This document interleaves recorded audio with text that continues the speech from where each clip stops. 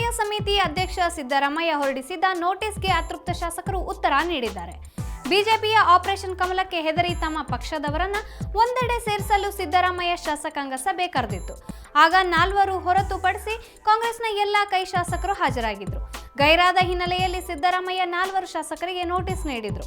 ಪಕ್ಷದ ಚಟುವಟಿಕೆಗಳಿಂದ ದೂರ ಉಳಿದಿದ್ದ ಮಾಜಿ ಸಚಿವ ರಮೇಶ್ ಜಾರಕಿಹೊಳಿ ಸೇರಿದಂತೆ ಅತೃಪ್ತ ಶಾಸಕರು ಮುಂದೆ ಆಗುತ್ತಿದ್ದ ತೆಲೆದಂಡದಿಂದ ಸದ್ಯಕ್ಕೆ ಪಾರಾಗಿದ್ದಾರೆ. ರಮೇಶ್ ಜಾರಕಿಹೊಳಿ, ಮಹೇಶ್ ಕಟ್ಟಮಳಿ, ನಾಗೇಂದ್ರ ಹಾಗೂ ಉಮೇಶ್ ಜಾಧವ್ ಅವರಿಂದ ಉತ್ತರ ಬಂದಿದ್ದು, ನಾನು ಯಾವುದೇ ಸಂದರ್ಭದಲ್ಲಿ ಪಕ್ಷ ತೊರೆಯೋದಿಲ್ಲ ಎಂದು ರಮೇಶ್ ಜಾರಕಿಹೊಳಿ ಉತ್ತರ ನೀಡಿದ್ದಾರೆ.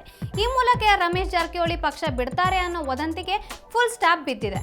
ಕಾರಣಾಂತರಗಳಿಂದ ಸಭೆಗೆ ಹಾಜರಾಗಲು ಸಾಧ್ಯವಾಗಿಲ್ಲ ಅಂತ ಉತ್ತರಿಸಿದ್ದಾರೆ. ಈ ವಿಡಿಯೋ ನಿಮಗೆ ಇಷ್ಟವಾದಲ್ಲಿ ಲೈಕ್ ಮಾಡಿ, ಶೇರ್ ಮಾಡಿ, ಸಬ್ಸ್ಕ್ರೈಬ್ ಮಾಡಿ.